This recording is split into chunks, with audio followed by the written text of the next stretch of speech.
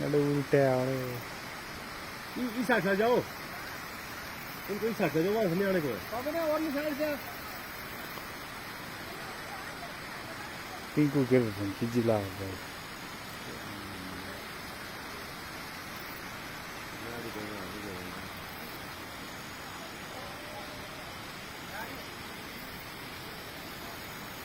साढ़े मैं पूरा मारी वीडियो लाई मैंने आज है मेरे वीडियो बनाने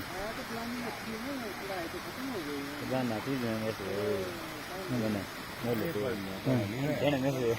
क्या है मैं तो बन जे मैं भी कह रहा है नहीं भेजना से